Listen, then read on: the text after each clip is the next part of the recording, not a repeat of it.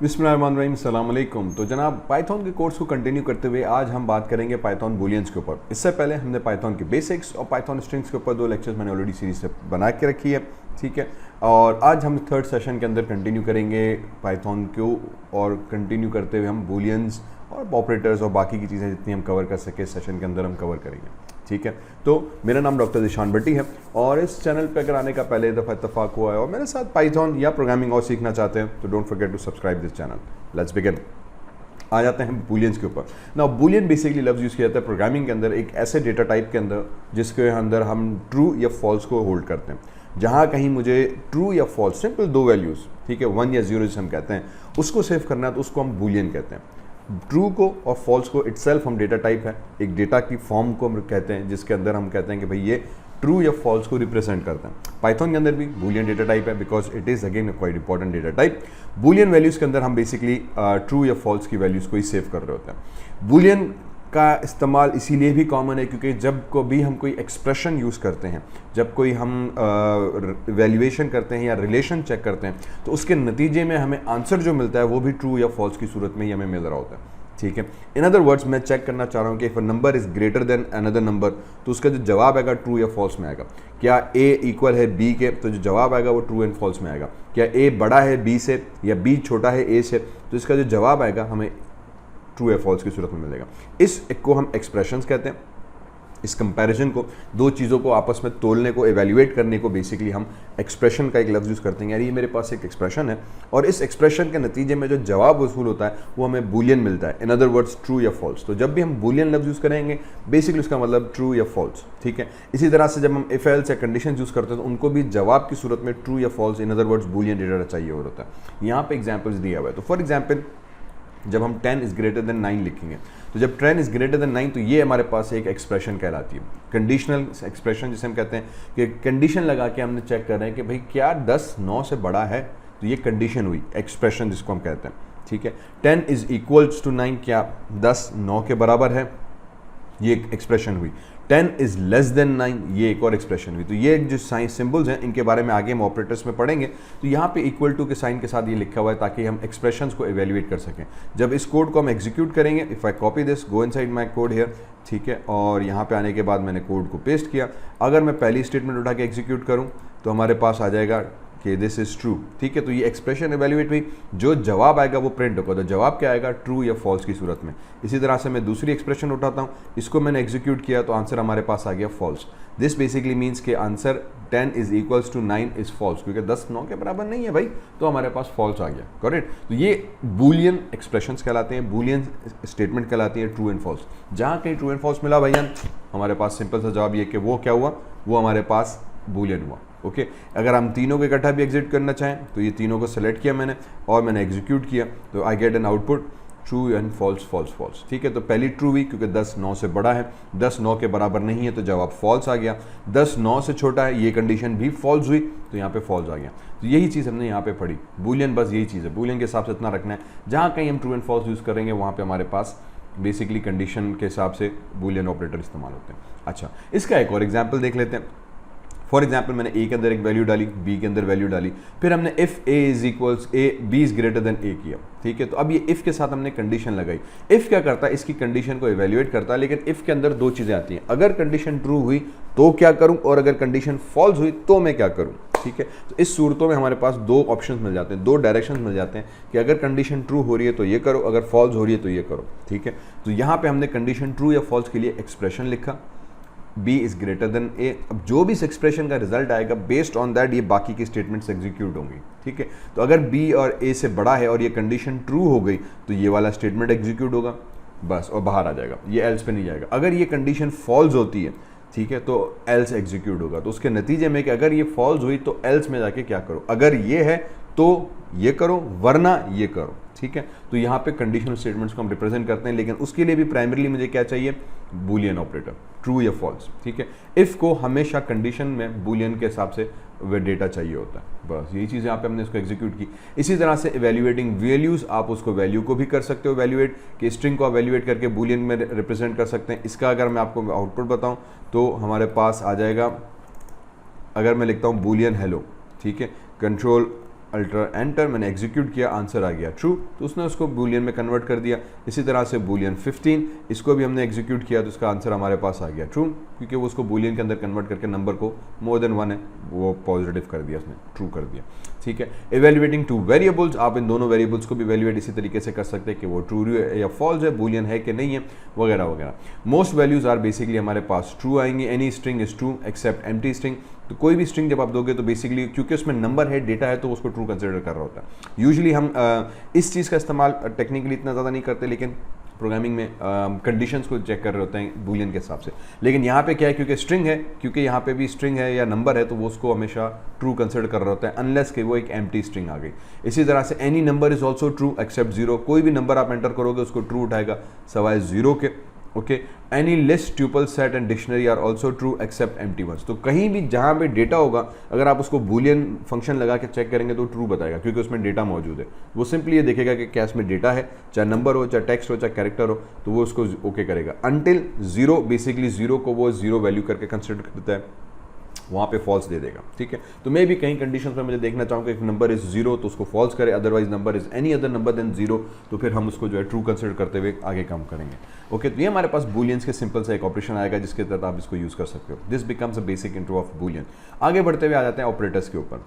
Okay, now operators basically are used to perform various different operations on variables. Operators basically हमारे पास एक ऐसे mathematical and logical symbols कहलाते हैं जो कुछ operations perform करते हैं, जैसे प्लस का हो गया। ठीक है, अगेन ये बहुत सिंपल सी चीज़ है, तो थोड़ा सा इसको क्विकली पढ़ लेते हैं। प्लस एक ऑपरेटर कहलाता है, इसको जो प्लस साइन को मैं प्रोग्रामिंग में ऑपरेटर यूज़ करता हूँ। प्लस हुआ, माइनस हुआ, मल्टीप्लाई हुआ, डिवाइड हुआ, ये सारे हमारे पास ऑपरेटर्स कहलाते हैं। इसी तरीके से लिस्ट ऑफ ऑपरेटर्स अवेलेबल है प्रोग्रामिंग के अंदर, जनरली मिलते हैं।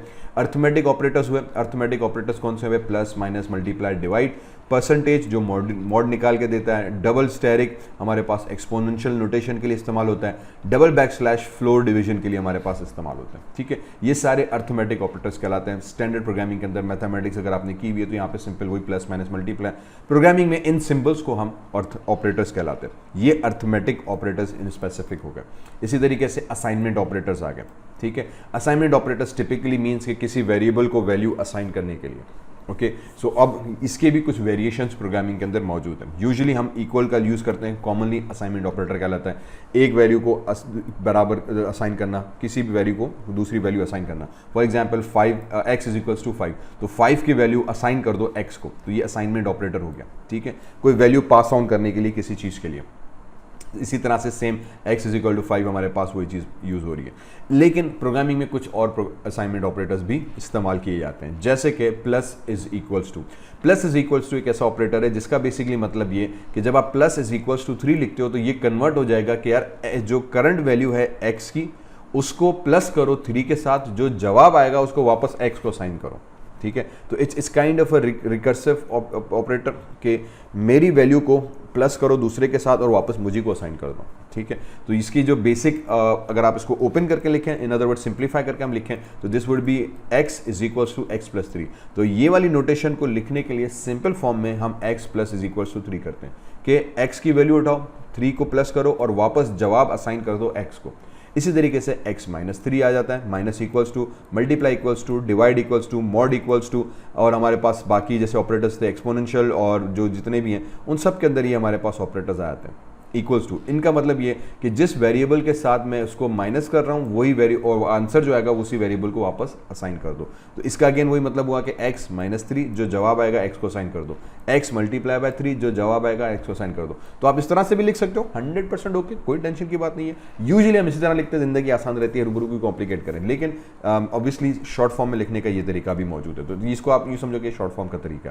तो ये टेक्निकली असाइनमेंट ऑपरेटर्स कहलाते हैं कि आप इसी वेरिएबल को असाइन करने के लिए उसको लिखा जाए। लेकिन इन माय केस मैं यूजुअली इस तरह के मेथड्स को प्रेफर करता हूँ, थोड़ा सा जिंदगी आसान रहती है। पता चल रहा था कि अच्छा x की वैल्यू 3 की, x में गई, कहानी सिंपल हो गई।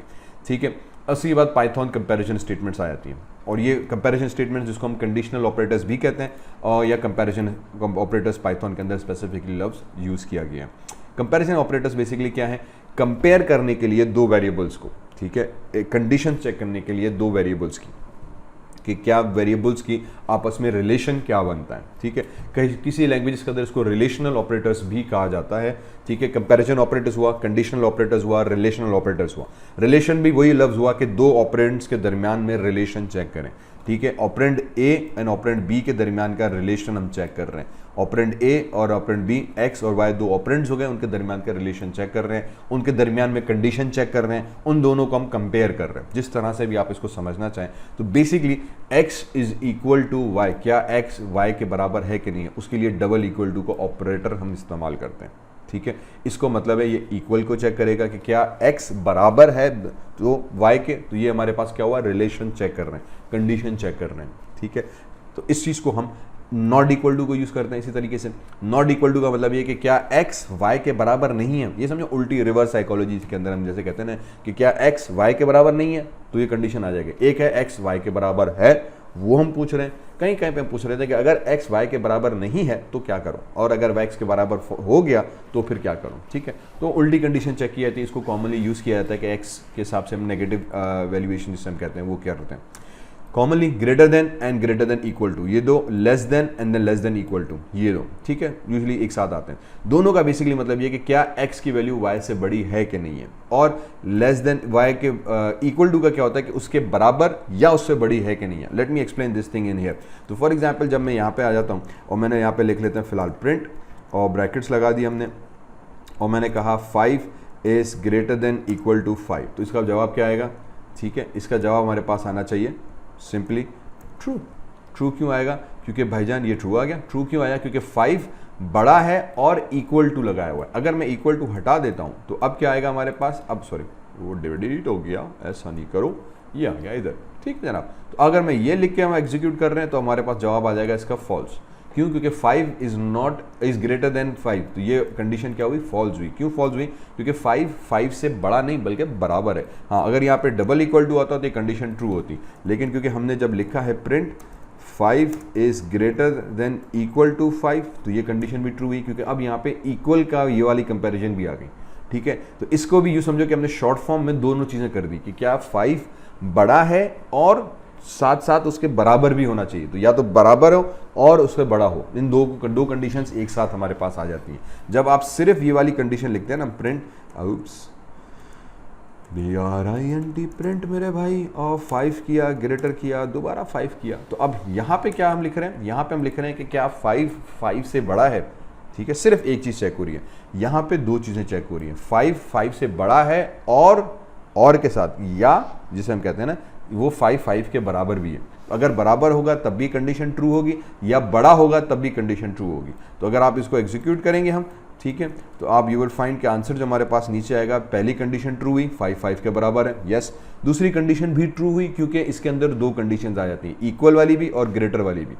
तो ग्रेटर तो नहीं है, लेकिन क्योंकि इक्वल है, दोनों में से कोई एक कंडीशन ट्रू हो गई, तो ये इसने हमें ट्रू रिटर्न किया। सिर्फ अगर हम इक्वल ग्रेटर लिखेंगे तो ये फॉल्स हो जाएगा, क्योंकि 5 आपस में बराबर है, बड़ा नहीं है 5 से, ठीक है। तो यहाँ पे ग्रेटर देन और इक्वल टू का सिंपल डिफरेंस ये आता है, यही चीज़ लेस देन के हिसाब से आ जाती है। Got it. तो अब यहाँ पे मैं एक और चीज़ यूँ भी लिख सकता हूँ, ठीक है। मैंने प्रिंट लिखा, मैंने कहा 5 लेस देन इक्वल टू 5। अब क्या होगा आंसर, अब यहाँ पे ग्रेटर किया था, यहाँ पे हमने किया लेस देन। इसको भी जब हम करेंगे एग्जीक्यूट,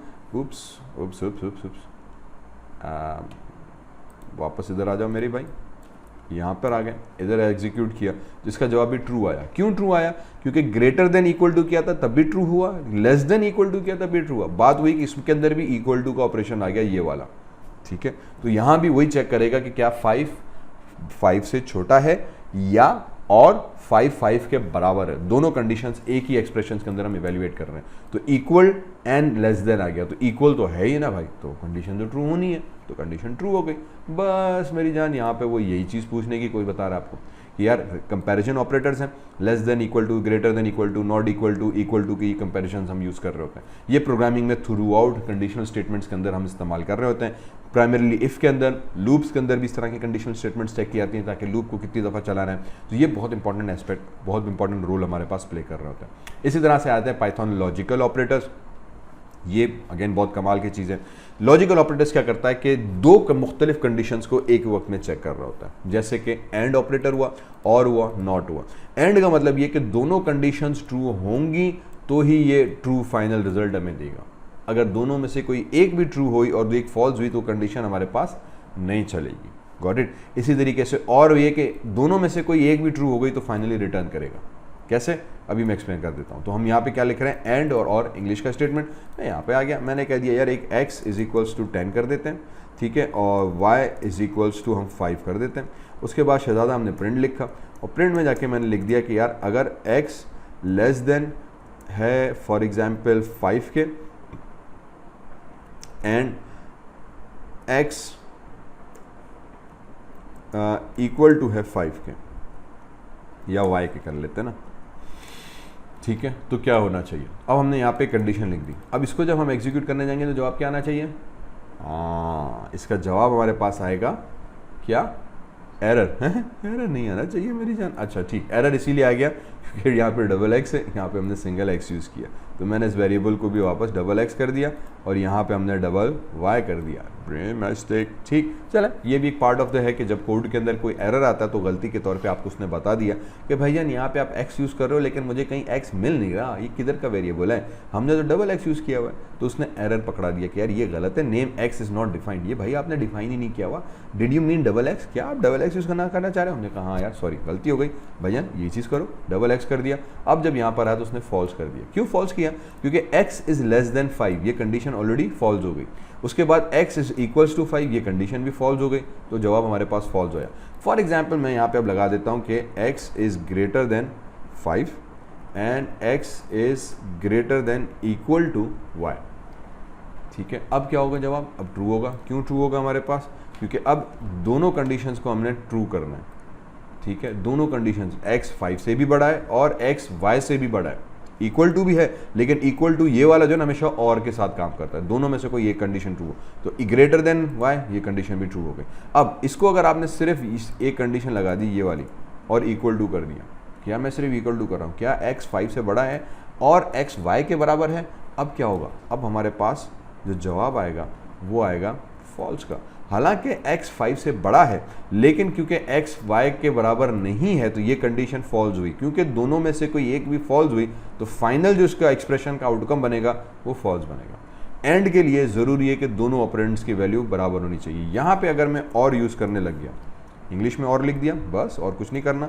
अब जब आप इसको चलाओगे तो कंडीशन आपकी ट्रू हो गई। तो वही कंडीशन है, वही स्टेटमेंट है, लेकिन पहले फॉल्स आया था, एंड के साथ और के साथ ट्रू आ गया, क्योंकि और कहता है कि यार एक ये एक्सप्रेशन हुआ, दूसरी तरफ ये एक्सप्रेशन हुआ, तो ये left hand side right hand side दोनों में से कोई एक एक्सप्रेशन को ट्रू होना चाहिए। दोनों में से कोई एक भी ट्रू हो गई भाईजान, आपको सारा काम हो गया, ठीक। हमने कह दिया भाईजान मेरे पास ट्रू हो गई।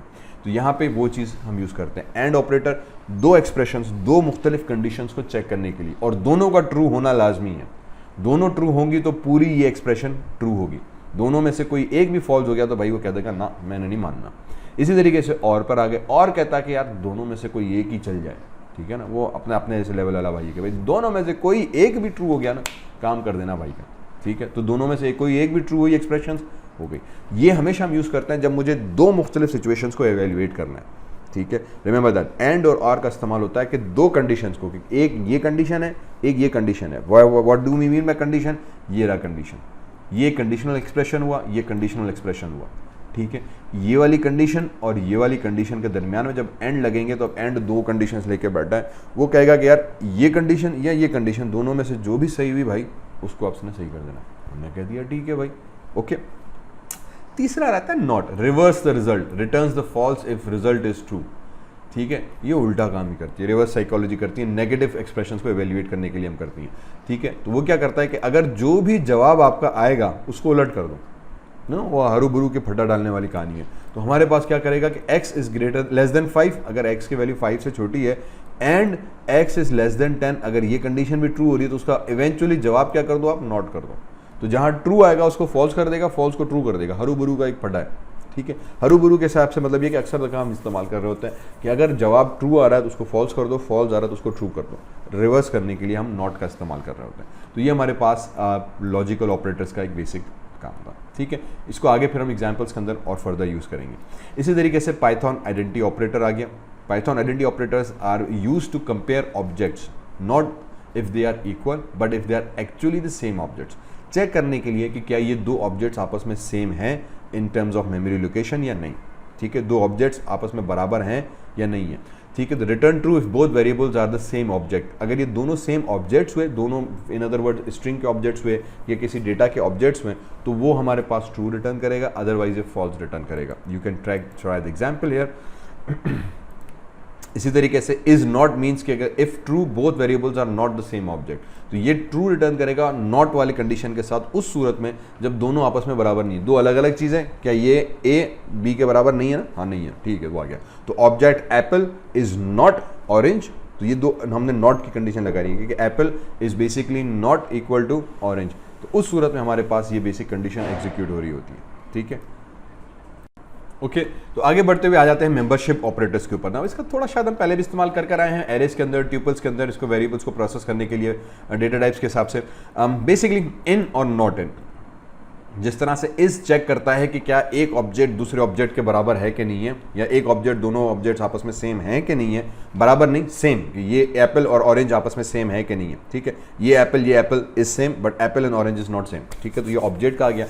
मेंबरशिप बेसिकली हम चेक करते हैं कि if a sequence is specified in a value, वो ऑब्जेक्ट के अंदर प्रेजेंट है कि नहीं है, कि क्या x y के अंदर प्रेजेंट है कि नहीं है, ठीक है। So if you check on this particular code, आप W3 स्कूल्स के एग्जांपल को हम उठा के चेक कर लेते हैं। यहाँ पे आ जाएंगे तो बेसिकली फॉर एग्जांपल मैंने x एप्पल और बनाना का एक एरे बनाया, इस एरे के अंदर हमने जाके उसको पूछा है कि भाई क्या प्रिंट इन बनाना, क्या बनाना x के अंदर मौजूद है कि नहीं है, ठीक है, तो रिटर्न करेगा यस ट्रू, बनाना इसके अंदर मौजूद है कि नहीं है। इन अदर वर्ड सर्चिंग के हिसाब से भी आप कह सकते हो कि हम सर्च करके लिख रहे हैं कि क्या वो वेरिएबल उसके अंदर मौजूद है नहीं है। तो इनका जो इस्तेमाल हम करते हैं कि यार कोई चीज़ किसी दूसरे एरे के अंदर, ट्यूपल के अंदर, सीक्वेंस के अंदर मौजूद है कि नहीं है, तो ये चीज़ हम अभी यूज़ करेंगे लिस्ट, ट्यूपल्स एंड सेट्स के अंदर, इसको ज़्यादातर इन और नॉट इन के अंदर। तो हम चेक करते हैं कि क्या ये चीज़ नॉट इन का मीन्स कि क्या बनाना उसके अंदर मौजूद तो नहीं है ना, चेक करने के लिए कि यार कहीं उसने ये चीज़ लिख तो नहीं दी है, उस हिसाब से इसका इस्तेमाल होता है। फॉर एग्जाम्पल ईमेल एड्रेस आ रही है तो मैं उसको एरे में ब्रेक करके फिर चेक करता हूँ कि क्या उसने @ यूज़ किया था, अगर @ यूज़ किया तो मतलब ईमेल एड्रेस ने सही दी, डॉट उसने यूज़ किया तो उसका सही दी, वगैरह वगैरह, ठीक है। तो ये इन हम यूज़ करते हैं मेंबरशिप ऑपरेटर्स के लिए, जहाँ पे हम मेंबरशिप को इवैल्यूएट करने के लिए चेक करते हैं कि इस क्या कोई चीज़ मखसूस किसी सेट के अंदर मौजूद है या नहीं है, सर्चिंग पर्पज़ के लिए, ठीक है। तो यहाँ तक ये रहा ऑपरेटर्स का, आगे के सेशंस में हम लिस्ट पे बात करेंगे। चलें जी, तो आगे बढ़ते हुए अब बात करते हैं पाइथन लिस्ट्स की। लिस्ट क्या चीज़ है पाइथन के अंदर और उसको कैसे इस्तेमाल करते हैं उसके बारे में थोड़ा सा बेसिकली हम कवर करते हैं, ठीक है जनाब। तो लिस्ट क्या है हमारे पास, list are basically use to store multiple items in a single variable, एक वेरिएबल के अंदर मुख्तलिफ आइटम्स को स्टोर करने के लिए। इससे पहले जो हमने वेरिएबल पढ़े थे उसमें एक वेरिएबल के अंदर एक ही वैल्यू डाली गई थी। अब क्या किया जा रहा है, अब ये किया जा रहा है कि यार वेरिएबल तो एक ही है लेकिन उसमें एक से ज़्यादा वैल्यू डालना है, ठीक, एक से ज़्यादा वैल्यू डालते हैं एक ही वेरिएबल के अंदर, उसको लिस्ट कहा जाता है। नॉर्मल ज़बान में जावा के अंदर हम इनको समटाइम्स, जावा के अंदर नॉर्मली हमको एरेज कहते हैं, ठीक है, तो जावा के अंदर ये एरेज के तौर पे पहचाने जाते हैं। पाइथन के अंदर टेक्निकली इसको हम लिस्ट्स कहते हैं, ठीक है। पाइथन लफ्ज़ एरे इस्तेमाल नहीं कर रहा, पाइथन कह रहा है भाईजान मेरे लिए लिस्ट यूज़ करो। तो लिस्ट में क्या हुआ, मल्टीपल डेटा एक वेरिएबल के अंदर स्टोर करें। इट्स लाइक अ कंटेनर, एक कंटेनर जिसमें आप बहुत सारी चीज़ें डाल दो और उस एक कंटेनर को उठा के आप रेफर करोगे तो यार ये सारे डेटा उसमें आ गया। अब उस कंटेनर को हम रीड करते हैं, डेटा प्रोसेस भी कर रहे होते हैं, डेटा स्टोर कर भी होते हैं, और ये बहुत कॉमनली इस्तेमाल किया जाता है। इसके बहुत सारे यूजेज एंड एडवांटेजेस हैं, ठीक है। तो लिस्ट जो है बिल्ट इन डेटा टाइप है, बाय डिफॉल्ट मौजूद है। लिस्ट कैसे बनाई जाती है, बहुत सिंपल सी बात है, आपने वेरिएबल डिक्लेयर किया इज इक्वल्स टू पाइथन का आपने एरे बना दिया, ये चीज़ आ गई हमारे पास, इसको हम लिस्ट कहते हैं। मीन्स स्क्वायर ब्रैकेट्स लगाए, ठीक है, स्क्वायर ब्रैकेट्स लगाने के बाद आपने डेटा डाल दिया। अगर मैं स्ट्रिंग डाल रहा हूँ तो इन्वर्टेड कोटेशंस के अंदर आ जाएगा, नंबर डालना है तो सीधे सीधे नंबर आ जाएंगे सेपरेटेड बाय कॉमा, ठीक, लिस्ट बन गई, ख़त्म। इसको आप लिस्ट को प्रिंट करना चाहो, जब प्रिंट करोगे तो उसके सारे एलिमेंट्स हमारे पास प्रिंट करके दिखा देगा। ये लिस्ट हमारे पास बन गई, बस। लिस्ट का बेसिक कॉन्सेप्ट हमारे पास यही है। List items are ordered, changeable and allowed duplicate values, ये एक मेन चीज़ इसमें रखनी है कि ये जिस सीक्वेंस में आप रख रहे हो उसी सीक्वेंस में ऑर्डर बन जाता है इसका। चेंजेबल भी है, मीन्स आप इसके डेटा को चेंज भी कर सकते हैं, और इसके अंदर डुप्लीकेट वैल्यूज भी आ सकती हैं कि सेम वैल्यूज एक जैसी भी मल्टीपल आ सकती हैं। ये मेन पॉइंट इसका हमें याद रखने वाला है कि यार ये चीज़ उसमें होती है कि डुप्लीकेट वैल्यूज आराम से आ सकती हैं। लिस्ट आइटम्स आर इंडेक्स्ड, अब ये तीसरा इसका सबसे इंपॉर्टेंट एस्पेक्ट है, बल्कि अगर देखा जाए तो लिस्ट का सबसे इंपॉर्टेंट एस्पेक्ट यही है कि मल्टीपल आइटम्स आते हैं इसके अंदर, दूसरा उसके अंदर इंडेक्सिंग बनती है। इंडेक्सिंग क्या चीज़ बनती है कि जब आप लिस्ट के अंदर आइटम्स डालते हो तो वो आइटम, हर आइटम एक इंडेक्स पे जाता है। इन अदर वर्ड्स अगर मैं यहाँ पर आ जाऊँ तो ये एप्पल हमने डाला, बनाना डाला, चेरी डाला, अब यहाँ पे क्या हुआ कि इंटरनली ऑटोमेटिकली इस वेरिएबल की एक लिस्ट बनेगी, एक इंडेक्स बनेगी। इंडेक्स में 0 1 2 3 4 5 6 करके नंबर आते हैं, ठीक है। इंडेक्स हमेशा एक नंबर होता है, वो नंबर इसको उठा के रखेगा कि यार ये जो एप्पल हमने बनाया ये 0 इंडेक्स पे चला गया, 0 पे है, ये 1 इंडेक्स पे चला गया, इन other words like a page number आप कह लें, ठीक है। या एक आप लिख करें मेमोरी लोकेशन आ गई कि यार ये वेरिएबल तो रखा तो है, लेकिन अब ये वेरिएबल कहाँ कैसे पड़ा है, तो हम कहते हैं यार ये पहला एलिमेंट, ये दूसरा एलिमेंट, ये तीसरा एलिमेंट। तो जो पहला एलिमेंट में जो भी वैल्यू होगी वो हमारी स्टोरी रिटर्न हो जाएगी, ठीक है। अब ये एलिमेंट जो पहले से इनफैक्ट ये स्टार्ट हमेशा 0 से होते हैं, ठीक है। इंडेक्सिंग के हिसाब से जो हमें चीज़ याद रखनी है कि भाई ये हमेशा 0 से स्टार्ट होगा और हर एलिमेंट एक मखसूस इंडेक्स के ऊपर हमारे पास सेव होता है, इसीलिए इसको हम ऑर्डर्ड लिस्ट कहते हैं कि वो 0 1 2 3 के हिसाब से सीक्वेंस हमारे पास चल रही होती है। When we say list are ordered it means the items have defined order. जब हम उसको कहते हैं कि यार ये ऑर्डर्ड लिस्ट है तो एक डिफाइंड ऑर्डर में आती है, मींस जो ऑर्डर आपने डिफाइन किया हुआ है, जो पहला आइटम वो 0 पे जाएगा, जो दूसरा आइटम वो 1 पे जाएगा, जो तीसरा आइटम 2 पे जाएगा, इस तरह से 0 1 2 3 इंडेक्सिंग बनती है। हर आइटम अपने इंडेक्स के हिसाब से सेव हो जाता है, ठीक है। चेंजेबल है मींस आप उसके आइटम्स को चेंज भी कर सकते हैं, the item can very easily be changed, आप किसी भी आइटम के डेटा को रिप्लेस कर सकते हैं, ठीक है। तो प्रिंट लिस्ट यहाँ पे आ गया। अब डुप्लीकेट आ गया, दिस मीन्स कि आप उसको डुप्लीकेट भी कर सकते हैं। डुप्लीकेट कैसे हम करते हैं, बेसिकली ये कि एप्पल बनाना चेरी और फिर मैंने एप्पल भी दे दिया, चेरी भी दे दिया, इससे कोई इशू नहीं है। आप एक ही आइटम को 3 दफ़ा भी लिख सकते हैं डिपेंडिंग ऑन आप क्या करना चाह रहे हैं। तो ये हमारे पास एक लिस्ट डुप्लीकेशन वाले भी आ गई। लेंथ एक फंक्शन हमारे पास बाय डिफॉल्ट लिस्ट के अंदर मौजूद है। जब भी आप लिस्ट क्रिएट करते हो तो उसके साथ एक डिफॉल्ट में लेंथ एसोसिएट हो जाता है एक फंक्शन पाइथन के अंदर, जो बताता है कि इस पर्टिकुलर लिस्ट के अंदर कितने आइटम्स हमने स्टोर किए हुए हैं। तो यहाँ पे बनाना एप्पल चेरी 3 आइटम ने रखे हुए हैं। जब आप लेंथ और इस लिस्ट वेरिएबल को पास करोगे इसके अंदर एज एन आर्ग्यूमेंट के तौर पे, तो हमारे पास क्या होगा, उसकी लेंथ बता देगा कि भाई इसके अंदर इस वक्त कितने आइटम्स आपने सेव किए हुए हैं। बस इसी तरीके से हमारे पास लिस्ट की डेटा टाइप्स आ जाती हैं। डेटा टाइप्स क्या हुई मेरे भाई, डेटा टाइप्स ये हुई कि जब आप लिस्ट डिक्लेयर करते हो तो जो डेटा आपने स्टोर किया है उसके हिसाब से उसकी टाइप बन जाएगी। इन अदर वर्ड्स लिस्ट 1 के अंदर हमने स्ट्रिंग्स डाल दी, लिस्ट 2 के अंदर हमने इंटीजर्स डाल दिए, लिस्ट 3 के अंदर हमने बूलियन डाल दिए। तो आप कोई भी डेटा डाल सकते हो उसके अंदर, ठीक है, और वो डेटा टाइप ऑटोमेटिकली उसकी बन जाती है। इसी तरीके से हमारे पास list can contain different data types as well, तो आप इसमें मुख्तलिफ डेटा टाइप्स भी डाल सकते हो, जरूरी नहीं कि एक ही डेटा टाइप हो, क्योंकि ये कलेक्शन है एज अ कंटेनर के तौर पे, तो आप उसमें कोई भी डेटा डाल सकते हो। जो डेटा डालोगे रिमेंबर पॉइंट ये कि वो 0 इंडेक्स पे ये जाएगा, 1 इंडेक्स पे ये वाला, 2 इंडेक्स पे ट्रू वाला, 3 इंडेक्स पे 3, 4 इंडेक्स पे 4। अब मैंने स्ट्रिंग भी डाली, इंटीजर भी डाला, बूलियन डेटा टाइप भी डाला, फिर इंटीजर डाला, फिर स्ट्रिंग डाली, नो प्रॉब्लम नहीं था। तो ये हमारे पास एक लिस्ट बन गई, collection of similar data type, जिसे हम कहते हैं कि कलेक्शन है डेटा टाइप की। सिमिलर और डिसिमिलर कोई भी डेटा टाइप हमारे पास बन सकती है। आप टाइप से पता कर सकते हो कि उसकी टाइप क्या है। तो अगर मैंने ये वाली स्ट्रिंग डाली हुई है, ठीक है, तो इसको मैं टाइप का फंक्शन यूज़ करूंगा, मुझे बता देगा कि इसकी डेटा टाइप कौन सी है, ओके। लिस्ट का एक कंस्ट्रक्टर भी हमारे पास क्रिएट होता है पाइथन के अंदर, हम लिस्ट के कंस्ट्रक्टर को थ्रू भी कॉल कर सकते हैं। मीन्स के मैंने लिस्ट बनाई, उसका लिस्ट का एक कंस्ट्रक्टर ये वाला कॉल किया, ब्रैकेट लगाया और ब्रैकेट में मैंने लिस्ट बना दी, ठीक है। तो अब यहाँ पे क्या हुआ, डबल राउंड ब्रैकेट्स आ गए। डबल राउंड ब्रैकेट्स क्या करेंगे, उसको बताएंगे कि यार कंस्ट्रक्टर के अंदर हमने लिस्ट का एरे बनाया, अब स्क्वायर ब्रैकेट्स नहीं आएंगे। इससे पहले हमने स्क्वायर ब्रैकेट्स यूज़ किए थे। 99% मैंने देखा है कि यार हम इसी तरीके से काम कर रहे होते हैं, ज़्यादा आसान सिंपल सी चीज़ बन जाती है। But sometimes constructor double argument, double list लिख के डबल ब्रैकेट्स लेके भी आप बना सकते हो, नो प्रॉब्लम विद दैट, तकरीबन सेम चीज़ बन जाती है, ठीक है। List is basically collections, arrays की तरह से काम करता है। There are 4 collection data types in Python, जो बेसिकली अगर आप कलेक्शंस की बात करो, एरेज की बात करें, तो लिस्ट अभी हमने पढ़ी, tuples and set and dictionary है, चारों तकरीबन एक ही तरीके से काम करते हैं। थोड़ा थोड़ा सा इसके अंदर फर्क है। क्या फर्क है कि लिस्ट कलेक्शन है which is ordered and changeable, इसको आप चेंज कर सकते हैं, अलाउज डुप्लीकेट मेंबर्स, इसको आप डुप्लीकेट भी कर सकते हैं। Tuple is a collection which is ordered and unchangeable, इसके अंदर भी ऑर्डर बनता है, मीन 0 1 2 3 इंडेक्सिंग के तहत डेटा सेव होता है, लेकिन ये डेटा एक दफ़ा बना दिया, आप उसको तब्दील नहीं कर सकते। यहाँ पे मैं किसी भी लिस्ट के एरे के आइटम को जाके चेंज भी कर सकता हूँ, रीड कर सकता हूँ, डिलीट कर सकता हूँ। हाउएवर अगर मैं ट्यूपल बनाऊंगा, आगे हम पढ़ेंगे, उसके ऊपर हम डेटा को तब्दील नहीं कर सकते। डुप्लीकेट मेंबर ये भी अलाउ करता है कि आपके मेंबर डुप्लीकेट हो सकते हैं, कोई प्रॉब्लम नहीं है। इसी तरीके से सेट बन जाता है, अगेन सेट भी हमारे पास आगे इंशाल्लाह आ जाएंगे। तो सेट के अंदर भी क्या, इट्स अनऑर्डर्ड लिस्ट। इसके अंदर क्या बनेगा, इसके अंदर ऑर्डर नहीं बनता, 0 1 2 3 के हिसाब से एक ऑर्डर्ड लिस्ट नहीं बनती, एक रैंडम लिस्ट बन जाती है, और ये अनचेंजेबल है, इसको भी आप चेंज नहीं कर सकते। एंड अनइंडेक्स्ड, इसमें भी क्योंकि 0 1 2 3 की इंडेक्सिंग नहीं है, इसीलिए अनऑर्डर्ड बनता है, इसीलिए हम इसको अनऑर्डर्ड लिस्ट कहते हैं, ठीक है। सेट के ऊपर जाएंगे तो थोड़ा तफसील में पढ़ेंगे। ये डुप्लीकेट मेंबर्स भी जो है इसमें अलाउड नहीं है, तो ये कंप्लीटली समझो एक डिफरेंट हो गया as compare to list. List में आप ऑर्डर बनाते हो, इसमें ऑर्डर नहीं बन सकता। सेट के अंदर लिस्ट के डेटा को आप चेंज कर सकते हो, इसको आप चेंज नहीं कर सकते। इसमें डुप्लीकेट अलाउड है, इसमें डुप्लीकेट भी अलाउड नहीं है। इसमें 0 1 2 3 के हिसाब से इंडेक्सिंग बनती है दोनों के अंदर, यहाँ पे वो ये कह रहा है कि भाईजान सेट्स के अंदर ये चीज़ भी नहीं बनती, ठीक है।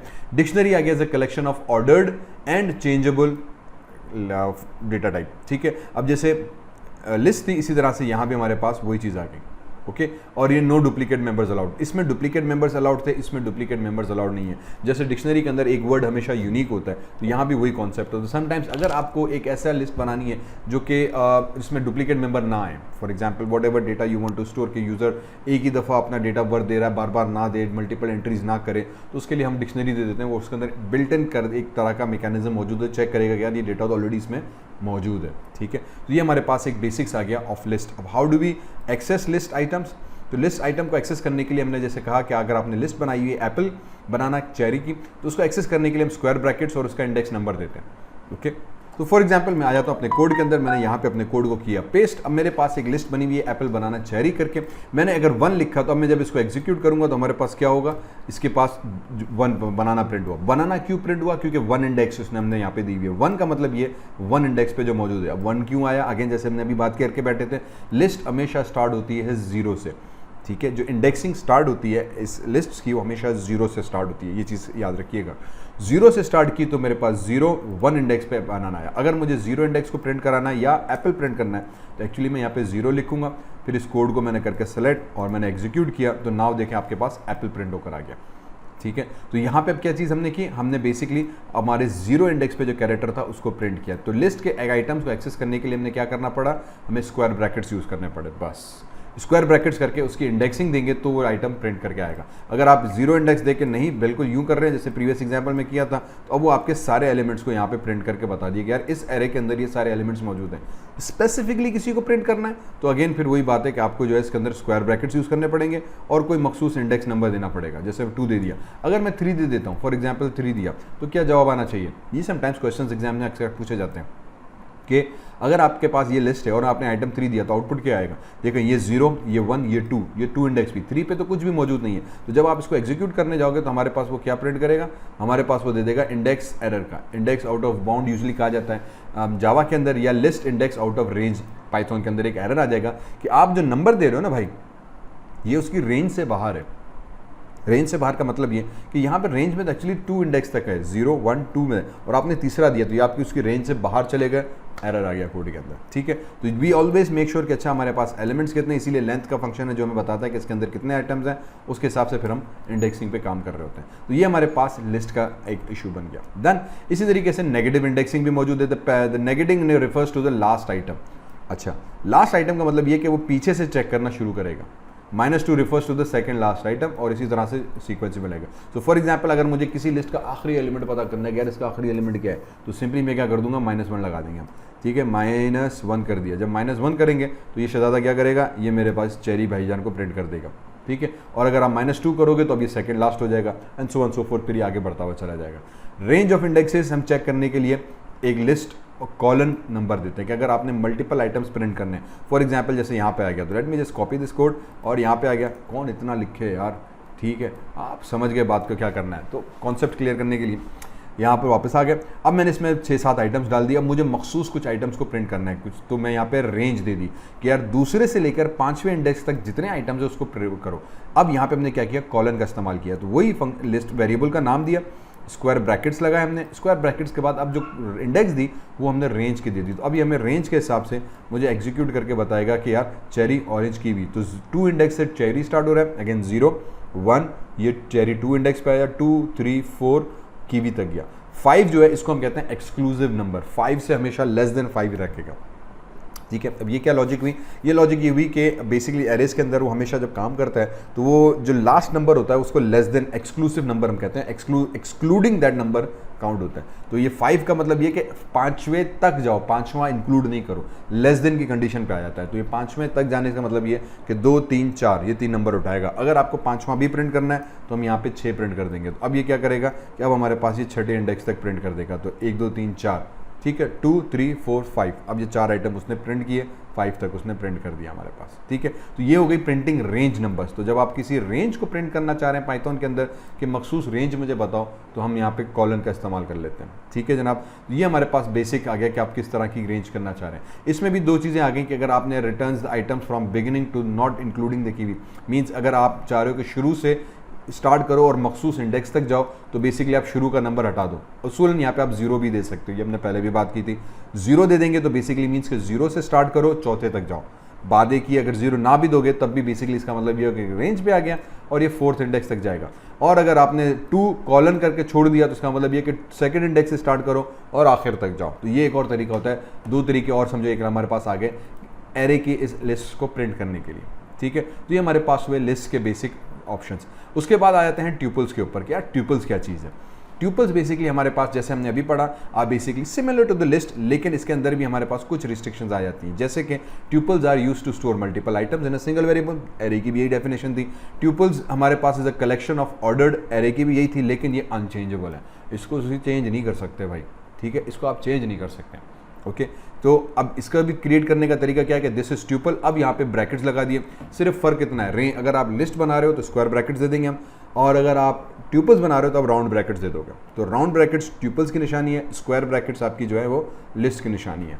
ओके, बाकी राम कहानी इसकी भी सारी वही है। बाकी सारा इसका प्रोसेस भी वही है कि ये ऑर्डर्ड है, इसके अंदर भी 0 1 2 3 स्टोर होता है, चेंजेबल नहीं होता, इसके आइटम्स का आप तब्दील नहीं कर सकते। डुप्लीकेट्स ये भी अलाउ करता है। तो इसके अंदर भी वही आइटम्स आ गए, वही कोड हमारे पास आ गया कि आपने वेरिएबल्स को प्रिंट किया तो वेरिएबल प्रिंट करेगा। लेंथ का फंक्शन आप यूज़ करोगे तो उसकी लेंथ बता देगा, ठीक है। अगर आप दिस इज 1 ट्यूपल तो आप 1 ट्यूपल करोगे तो उसकी सिंगल टाइप बता देगा, टाइप भी आपको बता सकता है। इसी तरीके से डेटा टाइप्स उसकी आप मालूम कर सकते हो कि इसके अंदर मल्टीपल डेटा टाइप्स भी आ सकते हैं, इसके अंदर सिमिलर डेटा टाइप या जैसे यहाँ पे था मल्टीपल डेटा, दोनों चीज़ें आ सकती हैं। तो लिस्ट और ट्यूपल्स अगेन, अब ये सारी चीज़ें बेसिकली सेम तरीके से काम कर रही होती हैं। मेजर चीज़ ये कि आप इसको चेंज नहीं कर सकते। टाइप का फंक्शन लगाएंगे तो आपको टाइप बता देगा। इसका भी उसी लिस्ट की तरीके से कंस्ट्रक्टर अवेलेबल है, तो यहाँ पे कंस्ट्रक्टर हमारे पास आ गया। पाइथन कलेक्शन एरेज, ये डेफिनेशन वापस सेम आ गई जो अभी हम पढ़ के बैठे थे कि भाई ट्यूपल जो था वो कलेक्शन ऑर्डर्ड अनचेंजेबल है, ठीक है। इसी तरीके से हमारे पास बेसिक बना। इसके एक्सेस में हम चले जाते हैं, तो इसको भी एक्सेस करने का तरीका क्या है? Square brackets. हालांकि यहाँ पे राउंड ब्रैकेट्स यूज़ किए गए थे, तो शायद दिमाग में आता है कि यार यहाँ भी राउंड ब्रैकेट्स यूज़ करूँगा। उसने कहा ना, इधर एक्सेस करने के लिए लिस्ट ही रखोगे, क्योंकि ये ऑर्डर्ड है तो इसके अंदर भी सेम इंडेक्स बनेगी। ये भी 0 से स्टार्ट करेगा, 0 1, और 1 इंडेक्स पे जो कैरेक्टर होगा उसको प्रिंट करेगा। नेगेटिव इंडेक्स, इसमें भी लास्ट आइटम उठाएगा। रेंज, इसके अंदर भी वही चीज़ है। तो tuples and list basically work with the same thing, same concept हमारे पास आ जाता है। इसी तरीके से पाइथन सेट्स के अंदर आ जाते हैं। अब सेट्स के अंदर थोड़ी सी चीज़ हमारे पास डिफरेंट थी। Sets were opposite of lists, ठीक है। Sets are use to store multiple items. Definition technically इसकी भी हमारे पास वही बैठती है। सेट्स में आ जाएंगे यार unchangeable and you can remove items and add new items in this list, ठीक है। तो सेट्स को क्रिएट करने के लिए अब आप करली ब्रैकेट्स यूज़ करेंगे। तो अब जितने भी आप लिस्ट्स बना रहे हैं या जो कलेक्शंस बना रहे हैं पाइथन के अंदर, square brackets list, round brackets वो हमारे पास सेट्स बने, करली ब्रैकेट्स हमारे पास बन जाएंगे क्या चीज़ मेरे भाई? सेट्स, ठीक है। तो सेट्स हमारे पास आ गया। बाकी का तरीकाकार इसमें भी बेसिक वही है हमारे लिए। आपने सेट बनाया, करली ब्रैकेट्स दिए, तो ये आपके सेट्स बन गए, ठीक है। दिस इज सेट हमारे पास बन गया। Sets are unordered, so you can not be sure in which order the items will appear. Keep this thing in mind कि सेट्स अनऑर्डर्ड होते हैं तो आपको आइटम की सीक्वेंस का पता नहीं चलता कि यार एग्जैक्टली कैसे जाएगी। Sets items are unordered, unchangeable and do not allow duplicates. तो ये चीज़ हमारे पास सेट्स के बारे में आ गई। इसी तरीके से डुप्लीकेट्स नॉट अलाउड। तो फॉर एग्जाम्पल जब आप इस तरह से करने बैठेंगे, late me show you that कि अगर मैं इस तरह से करने बैठा और मैं कोड में आ गया और यहाँ पे आने के बाद हमने इसको इधर रख के प्रिंट कराने की कोई जहमत कर ली, ठीक है, तो मेरे पास एरर क्या देगा कि एप्पल बनाना चेरी। तो ये एप्पल वाला था, उसने गायब कर दिया। क्यों? क्योंकि उसको लगा ये भाई ऑलरेडी मौजूद है, डुप्लीकेट आइटम अलाउड नहीं है, तो ये वाला वेरिएबल स्टोर ही नहीं करेगा। स्टोर ही नहीं करेगा जब प्रिंट करने का, तो प्रिंट भी नहीं करेगा, ठीक है। तो ये डुप्लीकेट नॉट अलाउड में एरर भी नहीं दे रहा फिलहाल, और हमें बता रहा है कि यार ये आइटम तो ऑलरेडी मौजूद है, तो उसने लगा कि आप वही चीज़ करना चाह रहे हैं। तो सेट्स और लिस्ट में सेम मेजर डिफरेंस हमारे पास ये चीज़ आ जाती है कि we just need to ensure कि भाई अंडरस्टैंड कि ये हमारे पास डुप्लीकेट नहीं बनता। लेंथ ऑफ सेट निकालनी है, तब भी वही फंक्शन आ गया। लेंथ पता की, हमारे पास लेंथ आ गई, ठीक है। इसी तरीके से सेट आइटम डेटा टाइप्स में आ गए, तो इसके अंदर भी आप डेटा टाइप्स स्ट्रिंग भी डाल सकते हैं, इंटीजर भी डाल सकते हैं, बूलियन या जो भी डेटा टाइप डालना चाहे आप डाल सकते हैं।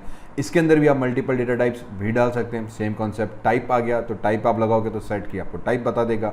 इसका भी उसी तर्ज पे राउंड ब्रैकेट्स के साथ कंस्ट्रक्टर मौजूद है। करली ब्रैकेट्स नहीं, वही राउंड ब्रैकेट्स। अगर आप कंस्ट्रक्टर यूज़ कर रहे हो क्योंकि उसके साथ स्पेसिफिकली आप नाम बता रहे हो, डबल ब्रैकेट्स आ रहे हैं, तो बाकी की चीज़ इसके अंदर भी सेम चीज़ आ गई, ठीक है। कलेक्शन में आ गए भाईजान ये सारी चीज़ें हुई कि लिस्ट ट्यूपल पढ़ लिया, सेट में आ जाएंगे, ठीक है। तो सेट को एक्सेस कैसे किया जाता है? सेट को एक्सेस करने के लिए भी अभी हम क्या करेंगे, दिस इज सेट। अब क्योंकि इसके अंदर इंडेक्सिंग नहीं है, अनऑर्डर्ड है, ठीक है। अब यहाँ पे जो मेन रेफरेंस आता है इसके सेट्स को यूज़ करने का, लिस्ट हुई, ट्यूपल्स हुई, दोनों को हम स्क्वायर ब्रैकेट्स के साथ इसके इंडेक्स नंबर के साथ रेफर कर रहे हैं, दोनों को स्क्वायर ब्रैकेट्स लगाया, इंडेक्स नंबर के साथ रेफर किया, ठीक है।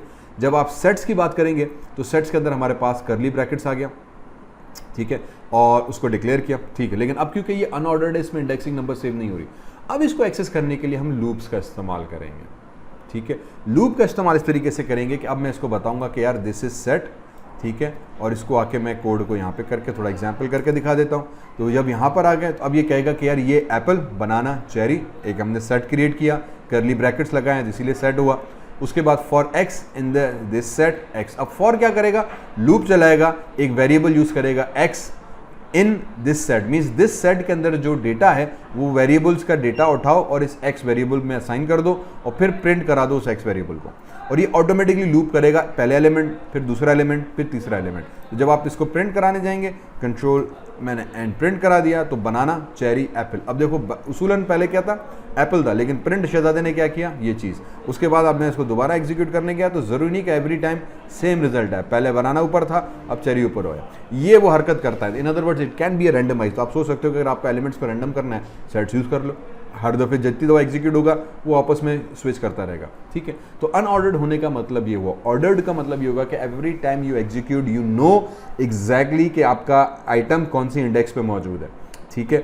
लेकिन क्योंकि ये अनऑर्डर्ड है, अनऑर्डर्ड का मतलब ये कि इसमें इंडेक्सिंग नहीं होती, वेरिएबल स्टोर होते हैं, तो एवरी टाइम यू प्रिंट, तो कभी बनाना पहले आ गया, एप्पल अब यहाँ पे पहले आ गया, यहाँ चेरी दूसरे पे था, इत्तेफाक से यहाँ भी चेरी दूसरे पे आ गया, वन ऑर्डर था। बाकी चीज़ें इसके अंदर भी सेट है। अच्छा रिमेंबर, ये फॉर एक्स वाला मैं एरेज लिस्ट के लिए भी इस्तेमाल कर सकता हूँ, यही मैं चीज़ सेट्स के लिए भी कर सकता हूँ, यही चीज़ मैं ट्यूपल्स के लिए भी कर सकता हूँ। यहाँ पे सिर्फ वो वेरिएबल जो आप डिक्लेयर करोगे तरीकेकार ये सब पे अप्लाई होगा, ये सिर्फ सेट्स के लिए नहीं है, ये किसी के ऊपर भी हम कर सकते हैं, ठीक है। होपफुली ये चीज़ यहाँ पे क्लियर हुई। उसके बाद आ जाते हैं डिक्शनरीज के ऊपर, सॉरी डिक्शनरीज के ऊपर आ गया। अब डिक्शनरीज क्या चीज़ हुई, डिक्शनरी हमारे पास जैसे हमने कहा कि अनऑर्डर्ड है और इसके अंदर हमारे पास कुछ चीज़ें स्पेसिफिकली डिफरेंट बन जाती हैं in terms of other than that. तो लिस्ट और सेट्स के अलावा पहली मेन चीज़ डुप्लीकेट अलाउ नहीं करता। तो डिक्शनरी क्रिएट करने का तरीका ये है कि आप dictionary is equals to bracket दिया, ब्रैकेट क्लोज किया तो कर्ली ब्रैकेट्स आ गए। तो सेट्स में भी कर्ली ब्रैकेट, इसमें भी कर्ली ब्रैकेट। फ़र्क सिर्फ ये कि अब इसके अंदर मैं वेरिएबल नेम, ब्लैक कॉलन और उसकी वैल्यू जो है वो साथ दे रहा हूँ, ठीक है। यूँ समझो इसको कि dictionary is a collection which is ordered, किसी हद तक ऑर्डर्ड है, चेंजेबल है, बट डुप्लीकेट अलाउ नहीं करती। लेकिन इसका ऑर्डर्ड कंप्लीटली डिफरेंट है, ये इंडेक्स पे ऑर्डर नहीं कर रहा है। अब इसकी इंडेक्स इन अदर वर्ड्स आप अपनी मर्जी की बता रहे हो। लिस्ट के अंदर हम 0 1 2 3 उठाते हैं और ये फिक्स्ड है, उसी कुछ नहीं कर सकते भाई, ये शहजादे अंग्रेज ने हम करके दे दिया हमारे लिए, ठीक। उसके बाद ट्यूपल्स के अंदर भी 0 1 2 3 इंडेक्स बनी, आप उसको चेंज नहीं कर सकते, ये 0 1 2 3 रहेगा no matter what content you put. कोई भी कंटेंट डालें, कोई भी डेटा डालें, हमेशा सेट्स के अंदर यही चीज़ आएगी। आ जाते हैं पाइथन की डिक्शनरी के ऊपर। डिक्शनरी क्योंकि ऑर्डर्ड है लेकिन इसमें 0 1 2 3 नहीं है। ऑर्डर्ड होने का मतलब ये कि अब इसके अंदर हम क्या डालते हैं, इसके अंदर हम अपनी मर्जी का डेटा डालते हैं एज ए इंडेक्स, हम अपनी मर्जी की एक की डालते हैं। तो ये मेरे की बना या मेरा इंडेक्स नेम बना, उसके आगे इंडेक्स वैल्यू बनी, ठीक है। तो ये जो हमने यहाँ पे यूज़ किया, ये मेरी इंडेक्स नेम बनी और ये उसकी वैल्यू बनी, ये इंडेक्स नेम बना, ये उसकी वैल्यू बनी, ये इंडेक्स नेम बना, ये उसकी वैल्यू बनी। Value can be anything, integer, byte, float, colour, long, short. यहाँ पे यूजुअली हम स्ट्रिंग ही एज ए उसकी वैल्यू की के तौर पे असाइन कर रहे होते हैं, ठीक है। एग्जाम्पल क्या बना, same example, this is dictionary, curly bracket use किए, ये मेरे पास इंडेक्स आ गया, ये उसकी वैल्यू आ गई, ये मेरे पास इंडेक्स नेम आ गया, यहाँ पे वैल्यू आ गई। तो अब यहाँ पे हम इंडेक्स नेम करके रेफर कर रहे हैं। लिस्ट हुई, सेट्स हुई, उसके अंदर इंडेक्स नंबर आप कहते हैं, वो फिक्स्ड इंडेक्स नंबर है, ठीक है। सिंपली डिक्शनरी का डिफरेंस ये हुआ। अब इसी तरह से dictionary, brand, floor, model, year, ये सारी चीज़ें हमारे पास सेम बनी। Got it? Ordered, unordered. When we say dictionaries are ordered, it means that items have defined order. That order will not change. तो ये ऑर्डर चेंज नहीं होगा, ये फिक्स्ड होगा। फर्क सिर्फ इतना है कि ऑर्डर इंडेक्स नंबर का नहीं, इंडेक्स नेम का है, और नेम भी हम बताएंगे, और नेम भी ऐसे बताना है कि भाई उसमें क्या चीज़ होनी है, ठीक है। चेंजेबल है, यस, आप उसके आइटम्स को तब्दील कर सकते हैं। डुप्लीकेट्स नॉट अलाउड, अगर आपने डुप्लीकेट दिया तो शहजादा बोलेगा ना भाई ना, ये तो आप ऑलरेडी बना चुके हो, इस इंडेक्स नेम के साथ ऑलरेडी आप एक वैल्यू रख चुके हो। तो let me show you what we get here. तो अगर मैं इसको उठाया, यहाँ पर आ गए, इधर आके एग्जीक्यूट करते हैं इसको थोड़ा सा, ठीक है। तो ये चीज़ इधर, उप्स, एंड मैंने इसको एग्जीक्यूट करा देते हैं, ठीक है। तो existed in code Ford Mustang year 2020, ठीक है। डुप्लीकेट को उसने भी नहीं उठाया, जो लास्ट वैल्यू थी वो उसने लेकर आ गया। तो ये ईयर वाला था वो डुप्लीकेट को ओवरराइड कर देगा और वो अपने लास्ट वाली वैल्यू उठा के लेकर आ जाएगा।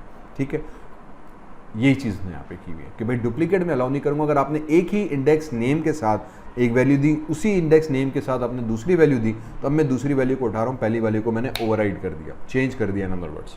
ठीक है, तो यहाँ पे दरअसल हमने डेटा को चेंज कर दिया। इस बेस पे आपकी डुप्लीकेट वैल्यू नहीं आती बेस्ड ऑन इंडेक्स नेम।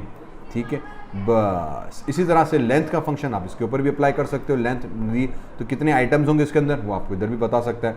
इसी तरह से डिक्शनरी आइटम टाइप्स जो होंगी आप उसके अंदर और भी आइटम्स दे सकते हैं। ठीक है, तो dictionary values items can be of any data type, अब इसमें कोई भी डेटा टाइप हमारे पास आ सकती है, हम टाइप का फंक्शन यूज़ कर सकते हैं। सेम चीज़ कंस्ट्रक्टर भी यूज़ कर सकते हैं, तो नेम इज इक्वल टू ये दिया। अब अगर आप इसका कंस्ट्रक्टर यूज़ कर रहे हो तो उसका सिंटैक्स थोड़ा डिफरेंट हो गया। ठीक है, पहले डबल ब्रैकेट्स आ रहे थे, अब डिक्शनरी नेम कंस्ट्रक्टर, ये आपका इसका नेम आ गया। अब यहाँ पे क्योंकि हम डिक्शनरी यूज़ कर रहे हैं तो अब ये चीज़ मोस्ट कॉमनली इस्तेमाल की जाती है, क्योंकि अब मुझे यहाँ पे कोटेशन देने की ज़रूरत नहीं है, ये उसकी ऑटोमेटिकली इंडेक्स नेम हो गया। तो इंडेक्स नेम में मुझे कोटेशन देने की ज़रूरत नहीं है, ये हमेशा स्ट्रिंग होगी, तो बाय डिफ़ॉल्ट अंडरस्टूड है। इज इक्वल्स लगाया और यहाँ पे वैल्यू दे दी, तो टेक्निकली क्या हुआ, ये वेरिएबल हो गया, ये उसमें वैल्यू आ गई, ये वेरिएबल हो गया, उसमें वैल्यू आ गई, ये वेरिएबल हो गया, उसमें वैल्यू आई। अब अगर डिक्शनरी को समझना है तो ये समझो कि ये एक्चुअली आपने वेरिएबल क्रिएट किया, उसकी वैल्यू दी, वेरिएबल क्रिएट किया, उसकी वैल्यू दी, वेरिएबल क्रिएट किया, उसकी वैल्यू दी, वो आपने इसके अंदर स्टोर करा दिया। ठीक है, इसको हम अब रीड कैसे कराते हैं, इसको रीड कराने के लिए ये मैंने डिक्शनरी क्रिएट की। अब दिस डिक्शनरी स्क्वायर ब्रैकेट्स उसके वेरिएबल का नाम, पहले इंडेक्स नंबर दे रहे थे 0 1 2 3 4, अब यहाँ पे उस इंडेक्स का नेम देंगे, बस फर्क से इतना रहा। तो अगर लिस्ट है, लिस्ट के अंदर हम 0 1 2 3 देते हैं, यहाँ पे वो चीज़, तो ये चारों चीज़ें बेसिकली एक जैसी हैं, सिर्फ माइनर डिफरेंस के हिसाब से, तो इसीलिए थोड़ा जल्दी से मैंने इसको समझाने की कोशिश की है ताकि हम बेसिक कॉन्सेप्ट को क्लियर कर सकें। तो डिक्शनरी के अंदर बेसिकली हम क्या करते हैं, डिक्शनरी वेरिएबल नेम दिया, ब्रैकेट स्टार्ट किया और फिर हमने उसके अंदर सिंपली क्या कर दिया, उस इंडेक्स के नेम को पुकारा या वेरिएबल नेम को पुकारा जो इसके अंदर हमने स्टोर किया हुआ है, तो उस वेरिएबल नेम के साथ जो वैल्यू होगी वो यहाँ पे आ जाएगी, बस।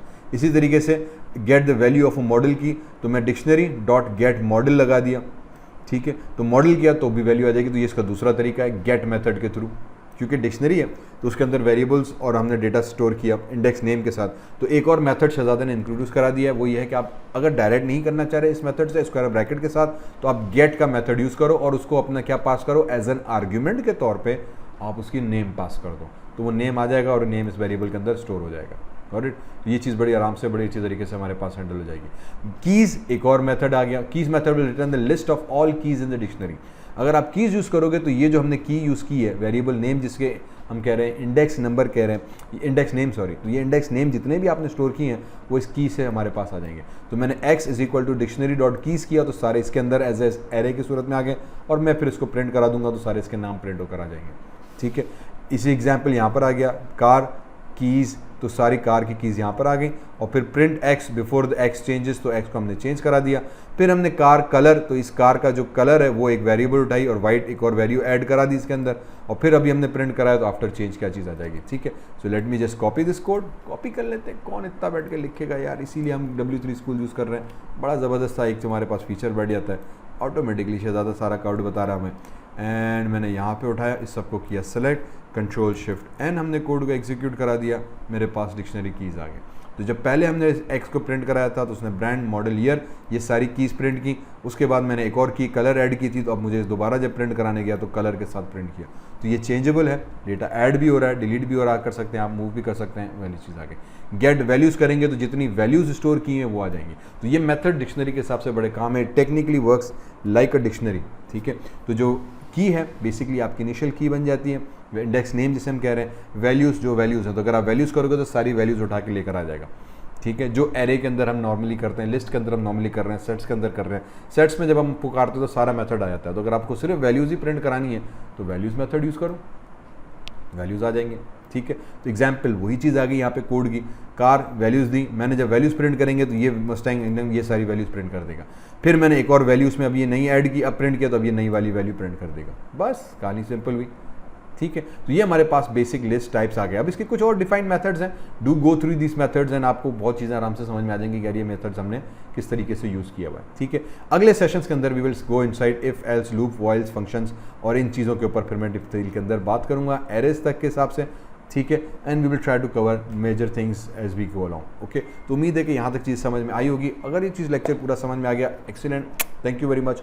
डू सब्सक्राइब भाईजान, सब्सक्राइब ज़रूर करो और मुझे बताओ कमेंट्स में कि आपको क्या चीज़ समझ में आई, क्या चीज़ समझ में नहीं आई। अगर थोड़ा फास्ट पेस हो गया, लेट मी नो कि सर ज़रा जल्दी आपने करा दिया, थोड़ा सा इसको और तफसीलन एक्सप्लेन करें तो मैं भी इसको अलग से एक लेक्चर बना के इन लिस्ट को एक्सप्लेन फर्दर कर सकूँगा। ठीक है, तब तक के लिए खुदा हाफिज़, फ़ी अमानुल्लाह।